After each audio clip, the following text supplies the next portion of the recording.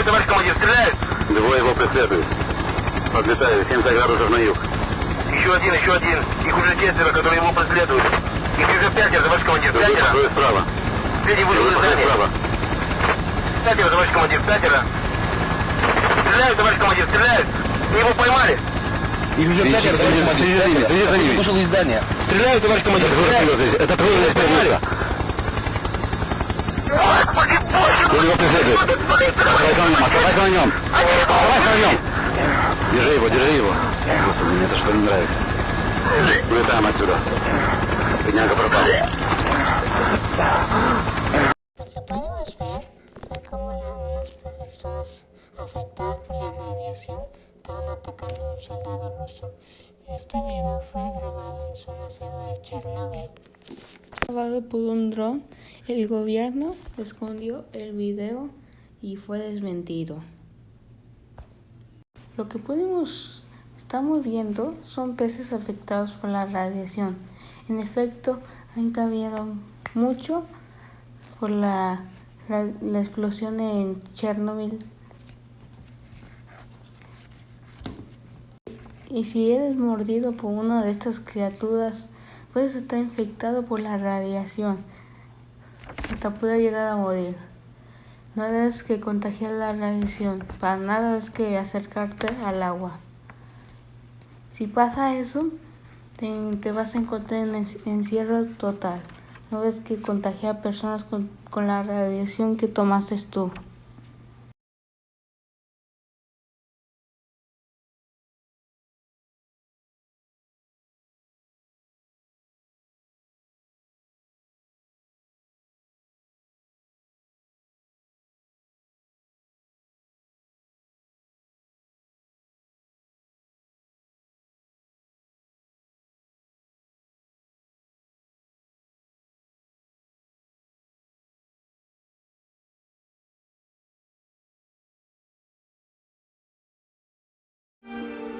Chernóbil, 30 años después. La herencia nuclear humana.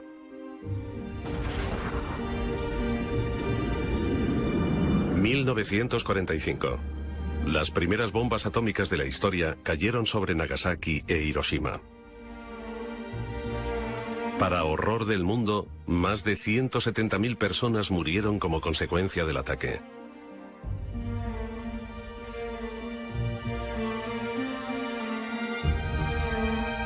Cerca de 57 millones de personas perdieron la vida durante la Segunda Guerra Mundial.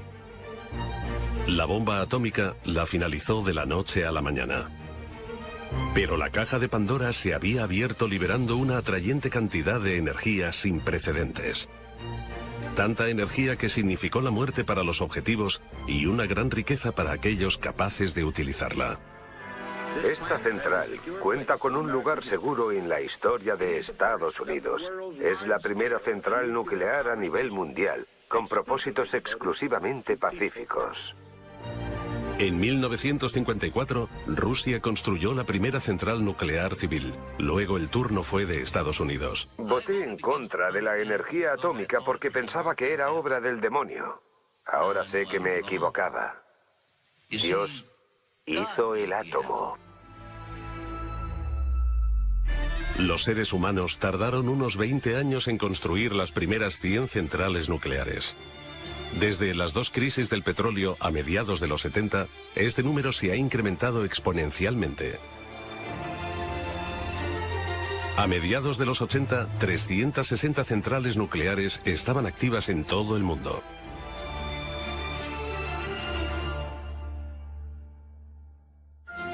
...26 de abril de 1986... Un día que debe grabarse en la memoria colectiva de la humanidad. En el bloque 4 de la central nuclear ucraniana de Chernóbil se llevaba a cabo un simulacro rutinario de un apagón eléctrico. Un simulacro con fatales consecuencias. El personal infringió los protocolos de seguridad y los códigos de construcción. Como consecuencia, la presión del reactor de repente se descontroló.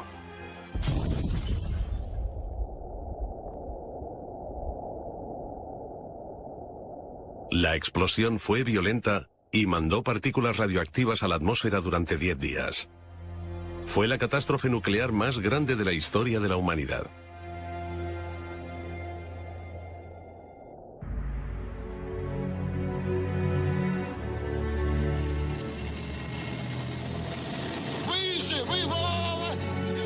El gobierno soviético intentó ocultar el desastre enviando liquidadores para que asegurasen la zona contaminada.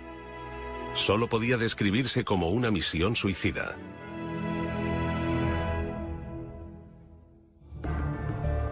Las emisiones radioactivas acabaron llevándose la vida de muchos de ellos. Hasta el día de hoy, la zona de alrededor del reactor defectuoso sigue siendo una tierra baldía. En 2007, un helicóptero hizo un vuelo de reconocimiento sobre Chernóbil.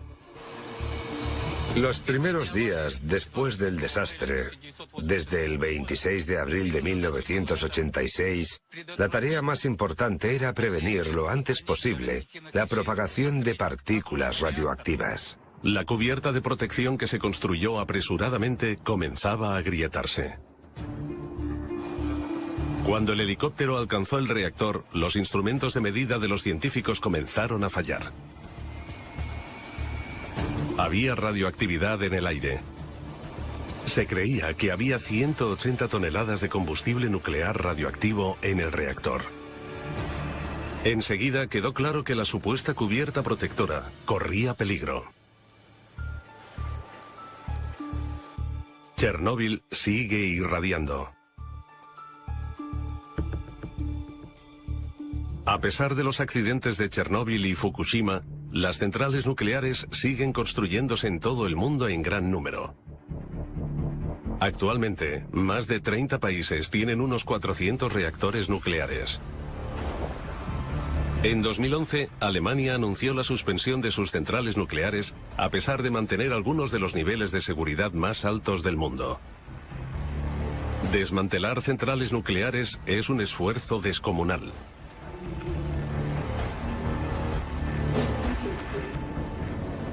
Toda la masa de una central nuclear así es de 1.800.000 toneladas.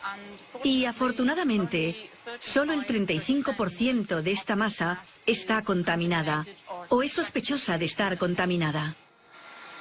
Este estilo de central nuclear soviética fue construida durante la época de la Guerra Fría. Muchos detalles técnicos son similares a Chernóbil. Poco después de la reunificación alemana, toda la operación fue cerrada por motivos de seguridad. Durante los últimos 20 años, 700 ingenieros han trabajado desmantelando la central sin un final a la vista.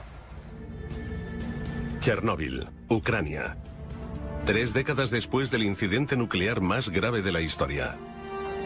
Alrededor de 130.000 kilómetros cuadrados de tierra en Bielorrusia, Ucrania y Rusia se han visto afectados por la contaminación del accidente del reactor de 1986. En aquella época, unos 5 millones de personas vivían en esa zona. Hoy, el radio de la zona restringida es de 30 kilómetros. Se requiere un permiso especial para sobrepasar los puestos de control. En 1986, Vladimir Usatenko fue llamado al lugar del accidente como ayudante. Lo que vivió allí le sigue asustando hoy en día.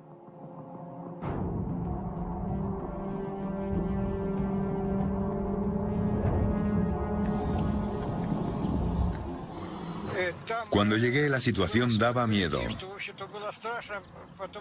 Mientras que la población, 170.000 habitantes, se evacuaba apresuradamente, 300.000 soldados llegaban al lugar al mismo tiempo. Y yo era uno de ellos.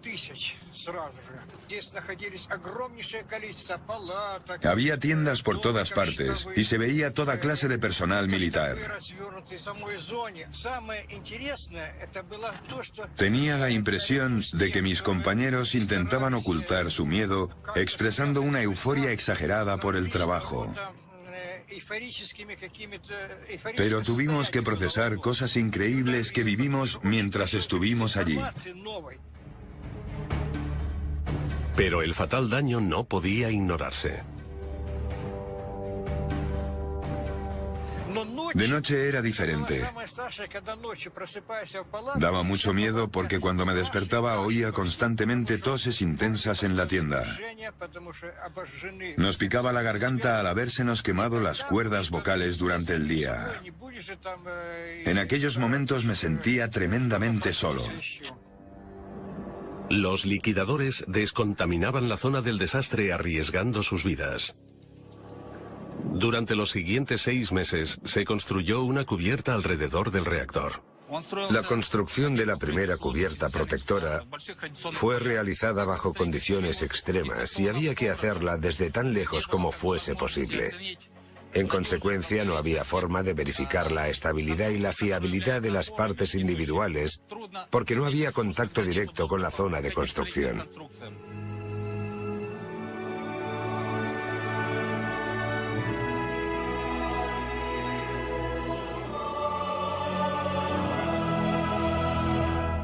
Aún así, rara vez la humanidad aprende de la historia.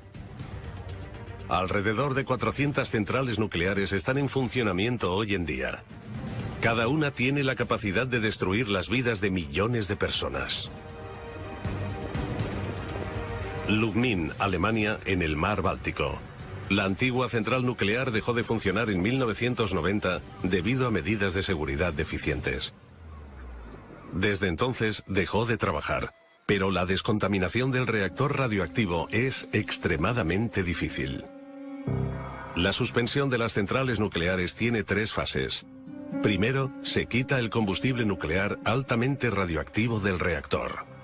Simultáneamente, la instalación se desmonta en bloques, se descontamina y se prepara para el almacenamiento definitivo. Todo sucedió con procedimientos de protección especiales.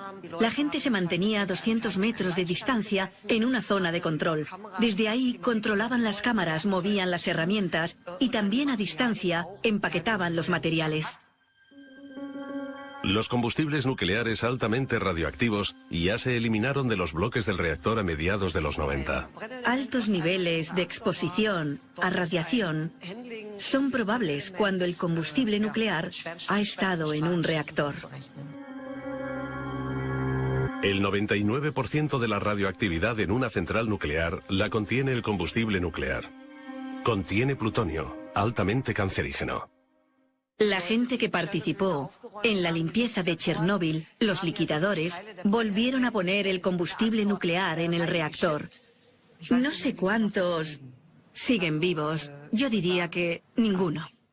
Poco después de la catástrofe, los expertos nucleares soviéticos intentaron descubrir qué cantidad de combustible nuclear altamente radioactivo seguía presente en el reactor. Más de 1000 röntgens por hora son emitidos desde la zona del accidente.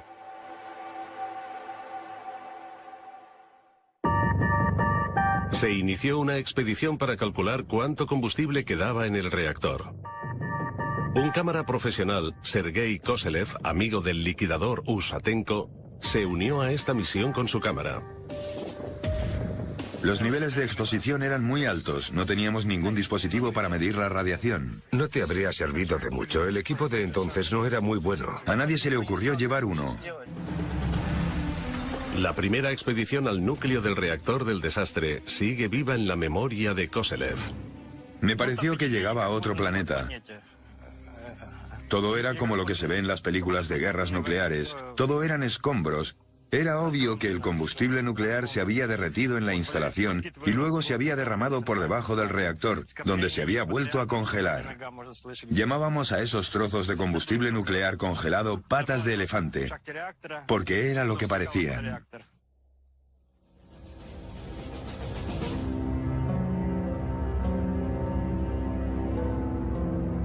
Puede verse combustible nuclear derretido en las grabaciones de Koselev. Pero, ¿son realmente 180 toneladas como indican los informes oficiales? El experto en Chernóbil, Usatenko, tiene sus dudas. Han descubierto que no había casi combustible nuclear en el reactor. Así que el Organismo Internacional de Energía Atómica debe explicar por qué la catástrofe siempre ha sido minimizada. Según la versión oficial, solo se salieron el 4% de los materiales, pero estudios demuestran que la contaminación fue más amplia de lo que pensamos. Así que no pudo ser solo un 4%, creo que fue casi el 96%.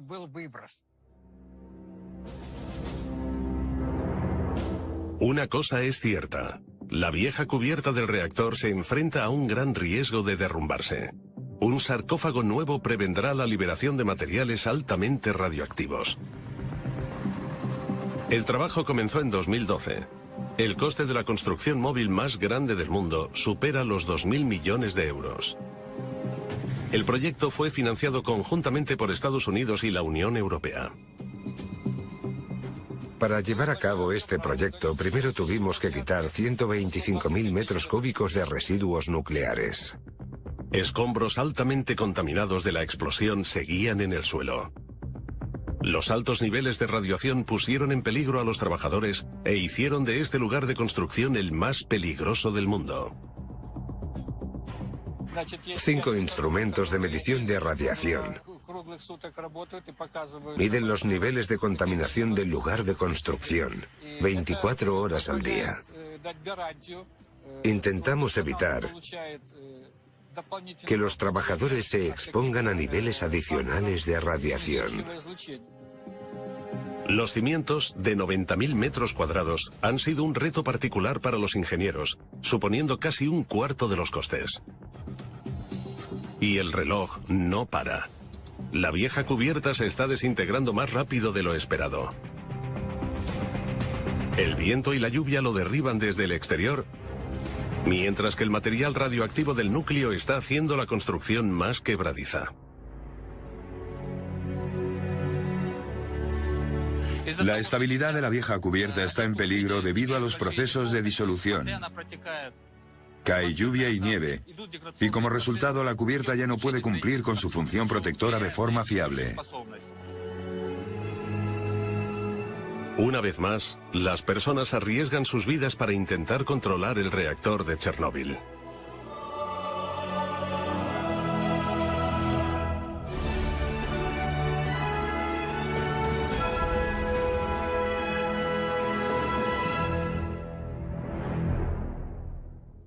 Cada año, la montaña de residuos altamente radioactivos asciende a 12.000 toneladas.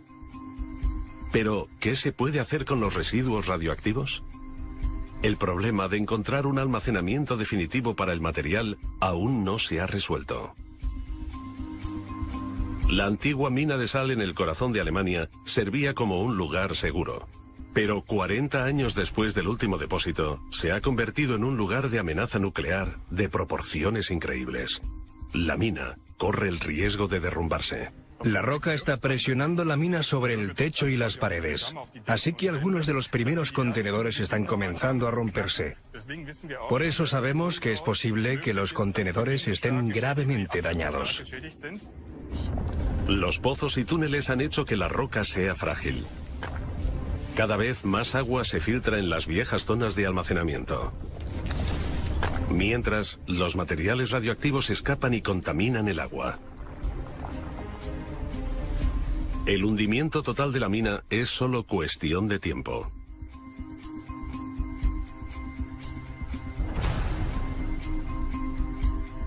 $126.000 barriles de residuos radioactivos deben ser rescatados de los túneles sellados.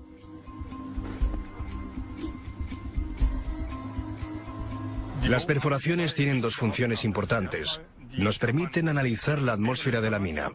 Hay que saber a qué nos atenemos cuando las abramos para la recuperación. ¿Hay un ambiente para la explosión? También sabemos que los fluidos contaminados liberan soluciones, lo que significa que los elementos residuales pueden fluir al exterior de la mina. Y así que debemos asumir, y eso hacemos, que los túneles ya no están intactos. Pero las perforaciones pueden dañar los barriles y causar más contaminación. Son un mal necesario porque nadie sabe qué está pasando detrás de los muros sellados.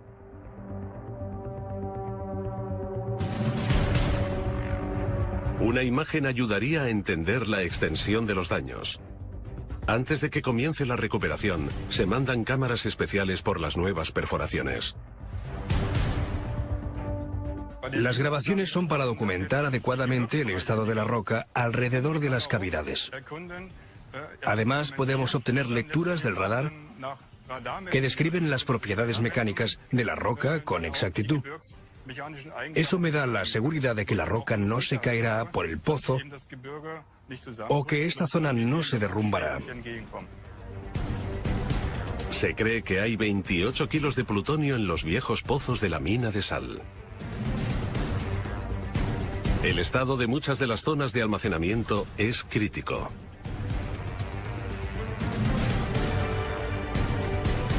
Pero cuando los planes de emergencia no funcionan y la roca se derrumba más rápido de lo esperado, la contaminación nuclear en esa zona, con tanta densidad de población, es inevitable.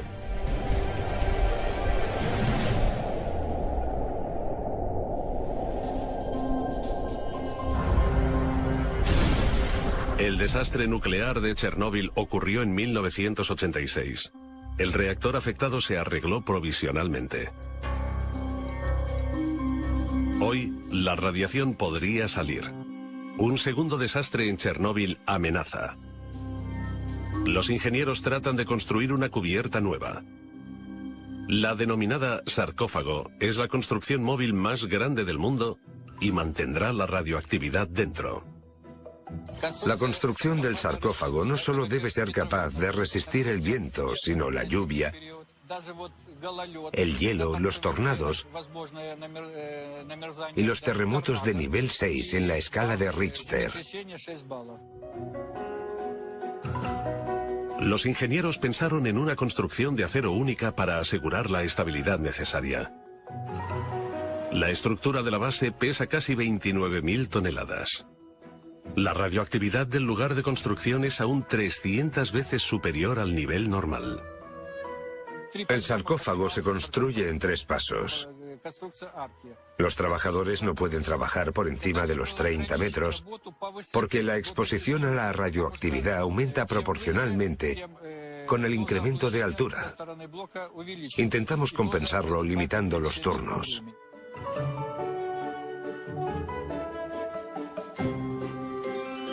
Tras 2 años, la colosal construcción de acero por fin se alza del suelo con la ayuda de sistemas hidráulicos. La forma curva del sarcófago es visible por primera vez. Es un gran momento para el ingeniero jefe Víctor Salisetsky y su equipo. El arco consiste en 2 partes construidas a una distancia de 12,5 metros entre ambas. Una característica especial del sarcófago es que las piezas de apoyo están hechas de tubos sólidos con un diámetro de 800 milímetros y un grosor de 50 milímetros. Una construcción única. El sarcófago se construye para que aguante 100 años. Nadie sabe qué ocurrirá después. El mayor problema es que las estructuras metálicas tendrán que pintarse en intervalos regulares para que no se oxiden, pero la radiación lo hace imposible. Sacar el combustible nuclear radioactivo del núcleo del reactor parece imposible. Queda esperar si el proyecto aguantará la prueba del tiempo.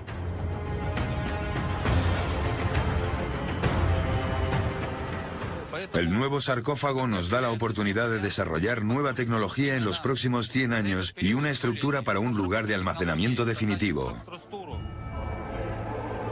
El reactor se desmontará progresivamente bajo la cubierta protectora y los residuos radioactivos quedarán debajo permanentemente.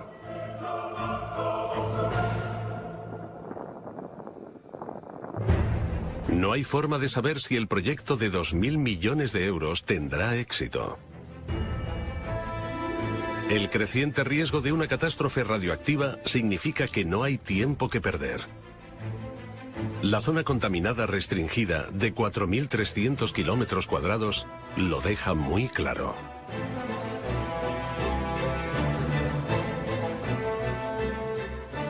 Los niveles de radiación actuales que emite el plutonio y los elementos transuránicos que se convierten en plutonio con el tiempo convierten esta zona en inhabitable durante al menos los próximos 1000 años.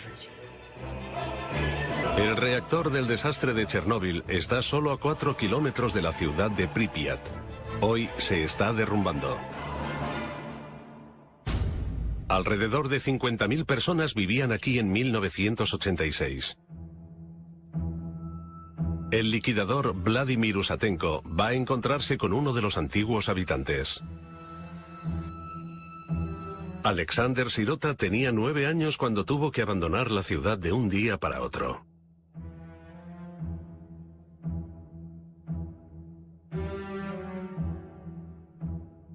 Fue sobre las 8 de la tarde del 26 de abril. A todos nos visitaron representantes del municipio y organizaciones de alquiler de pisos. Nos dijeron que había planeada una evacuación de emergencia y que teníamos que prepararnos. En aquel momento, el incidente radioactivo llevaba 18 horas. La dirección de la central nuclear dejó incluso a Moscú en la oscuridad hasta la noche. Mientras la nube radioactiva avanzaba, nadie en Pripyat imaginaba hasta dónde llegaría el gas. Para tener miedo, tienes que entender qué está pasando. Yo entonces no sabía que nunca regresaríamos y que aquel momento sería el final de mi infancia. La catástrofe del reactor marcó el final de los días felices en Pripyat. Enviaron 1.200 autobuses para la evacuación.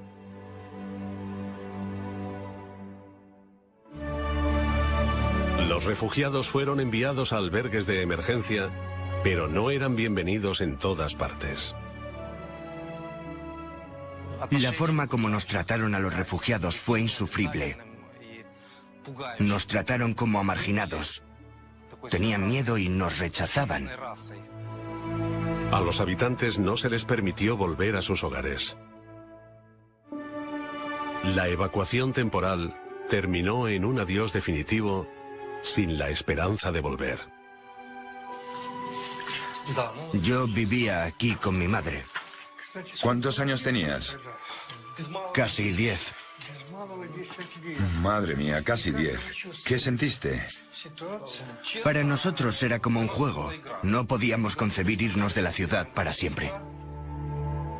A la población local se le permitió regresar unos meses después para recuperar posesiones valiosas de sus casas. Solo unos cuantos entraron en la zona restringida. El sentimiento de pérdida de sus hogares era muy grande. Así era nuestra casa. Este es el patio que estamos viendo. Apenas reconozco nada. Mira el patio entonces y ahora. La diferencia es abismal. Sí, la vegetación ha crecido. Mira lo densa que es ahora. Me sorprende. Cada año, la naturaleza reclama un poco más de la ciudad. Pripyat es como una cápsula del tiempo enorme desde 1986.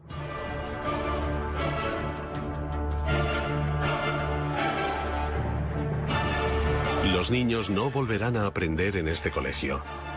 Sus trabajos siguen en la antigua clase de física. Tuvieron que dejarlo todo atrás. Han pasado décadas desde entonces. Nunca imaginamos que el resto de nuestra vida estaría marcado por visitas al hospital. Alexander Sirota sobrevivió al accidente, pero muchos de sus compañeros de clase murieron por envenenamiento radioactivo.